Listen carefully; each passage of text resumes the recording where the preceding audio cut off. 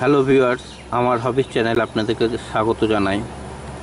আজকে আমি দেখাতে চলেছি কিভাবে একটা স্ট্রবেরি গাছ থেকে আরও অনেক স্ট্রবেরি গাছ তৈরি করা যায়। চ্যানেলটিকে সাবস্ক্রাইব করুন এবং বেল আইকনটি টিপুন যাতে সমস্ত আপডেট আপনারা পান। তো এর আগের স্ট্রবেরি সম্বন্ধে অনেক ভিডিও আমার আছে, স্ট্রবেরি সম্বন্ধে সেপারেট ভিডিও আছে, প্লাস গার্ডেন ওভারভিউতে আমি স্ট্রবেরি সম্বন্ধে দেখিয়েছি।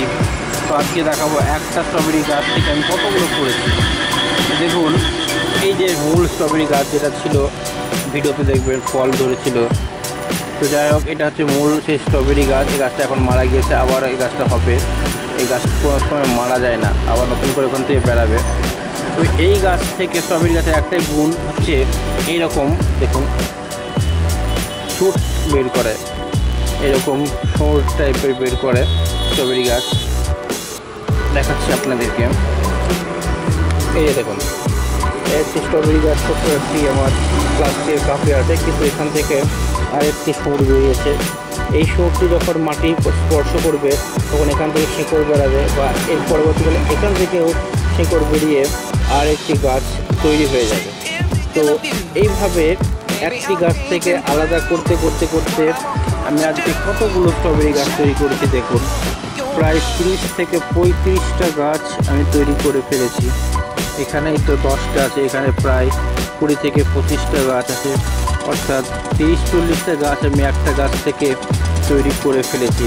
তো আপনারা চেষ্টা করবেন একটা গাছ কিনে এনে সেই গাছটিকে না মেরে ফেলে যত্ন করে তার পরবর্তীকালে আরও গাছ তৈরি করা, এবং এর পরবর্তীকালে যখন এপ্রিল মাস আসবে তখন সেই এপ্রিল মাসে আবার নতুন করে স্ট্রবেরি গাছ লাগিয়ে সেই গাছ থেকে ফল আমরা নেব।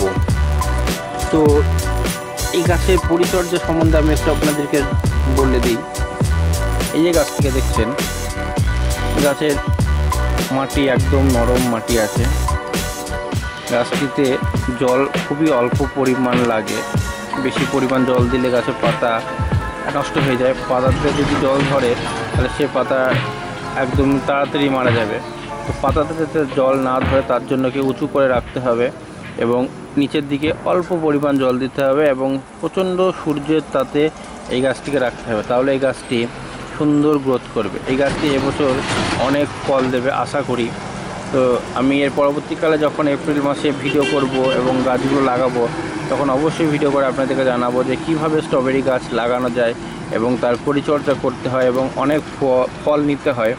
তো একটা কথা মাথায় রাখবেন, যেহেতু আমরা ফল গাছ, স্ট্রবেরি গাছ একটা ফল গাছ, তো ফল গাছ ব্যবহার করার সময় বা ফল গাছ লাগানোর সময় আমাদেরকে সচেতন হতে হবে যে আমরা রাসায়নিক সার কোনো ব্যবহার করব না।